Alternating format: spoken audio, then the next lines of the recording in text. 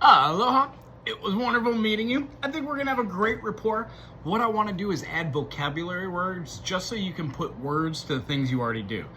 Some of the things we'll be talking about are hammer-ons, pull-off, slides. I'm sure you know what these are because you've been going around with guitar tabs for a long while. You know how to play. I just want to put a little bit more precision to it.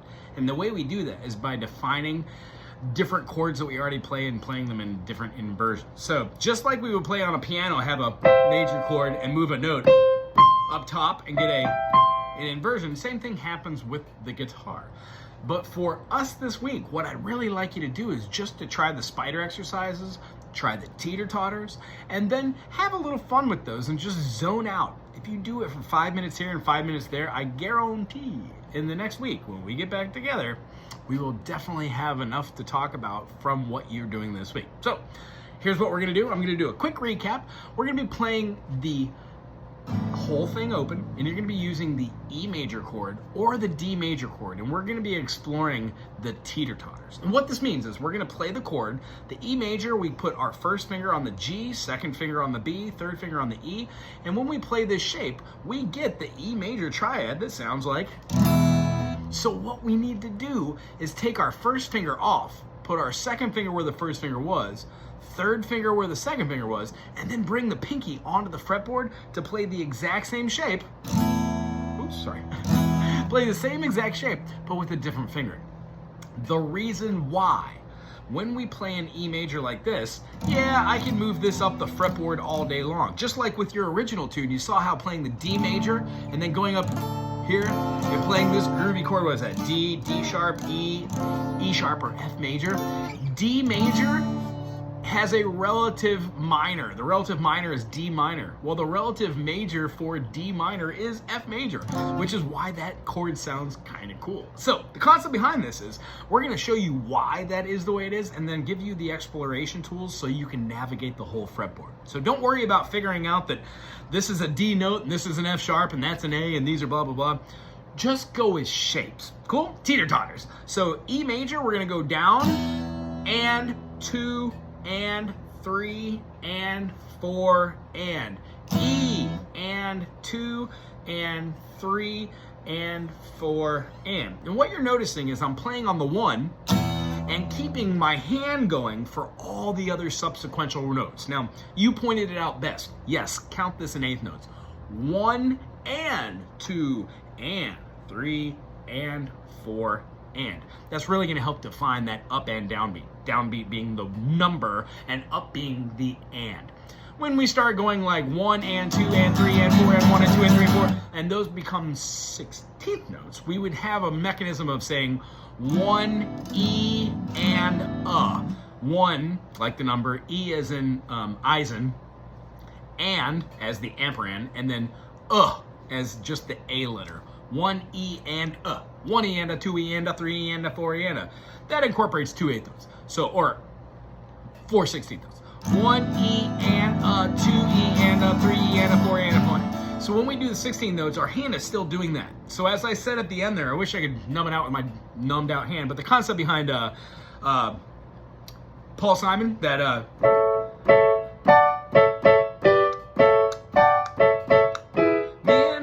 down by the schoolyard. That's the chords, but the rhythm is da da da da da da da da da. But we don't have down up, down up, down down down up. That would be broken. Da da da da da da da da. Now you can play like that, but it's much more rhythmic when doing up and down, and we just put our hand in to influence da da da da da da. Da da da da da da da da da da. So that's where the rhythm comes from. Teeter-totters. So try playing a D major, first finger on the G string, second finger on the E string, and third finger wraps around on the B string at the 3rd fret for a D major. Also, don't let it be lost on you. You could also bar up the D major like a D major 7, which would drop down the D note. And then you can just use one of your fingers to play that. So you can play a bar chord in that. It will subsequently turn into a C major. When we play the C major in a secondary fingering and move it up, we get a C sharp major. It's just taking the shape and moving it forward. So the two chords we're trying this week are E major and D major. If you'd like to go ahead and try the A minor, well, E major, when moved horizontally this way, down just one grouping, bloop, it becomes the A minor. So you could, So you could also play with that kind of fingering. Groovy? So try those for this week. Remember, when you go down, you're playing the chord. When you go up, you're switching your first finger off. When you go down, you're placing your second finger where your first finger was. When you go up, you're placing your third finger where your second finger was. When you go down, you're putting your pinky onto the fretboard, now replacing the third finger. You're gonna rest a beat and then come down for the one with the new chord. When you go back and forth like this between this shape and this shape and this shape and this shape, the point of it is so we can eventually move this shape up to make an F major, then an F sharp, then a G, then a G sharp, then an A, so on and so forth. But the shape that you play for the E is a bunch of other chords. Cool? Other than that, those are the teeter-totters. Make sure you go slow, full rhythms, and keep both of those hands moving. The other exercise that we did was called a spider exercise. So teeter-totters and spiders. For the spider, put your first finger on the first fret of the lowest string. Closest to the nose is the E. Right here, we've got a quadrant. 1, 2, 3, 4. We are going to go downstroke, downstroke, downstroke, downstroke. Move to the next string on the A, downstroke, downstroke, downstroke, downstroke. The next string on the D, D, D, D, D. G, G, G, G. B, B, B, B. And then finally the high E, the first string, E, E, E, E.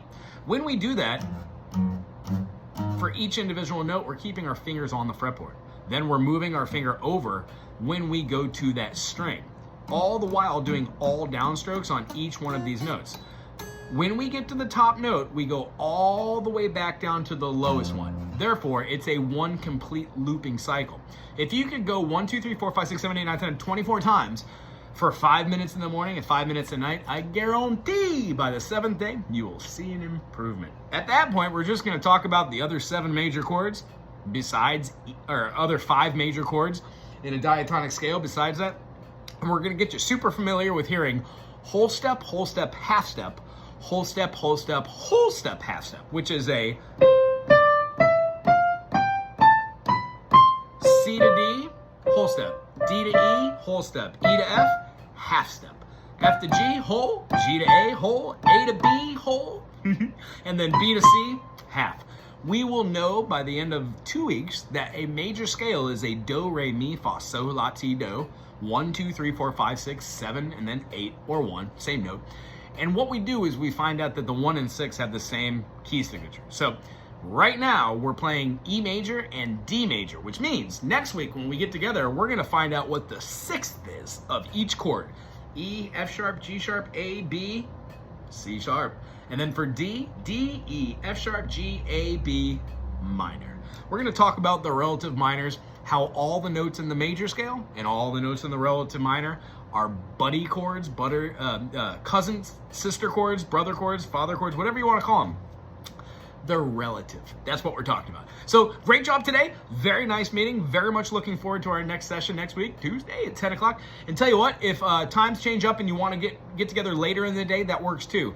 I'll have to check my schedule again, but I think the student that I have right before my last would be probably preferable for me. Anywho, I'll give you a buzz and see if that works out. Otherwise, I will see you at 10 on Tuesday. Aloha.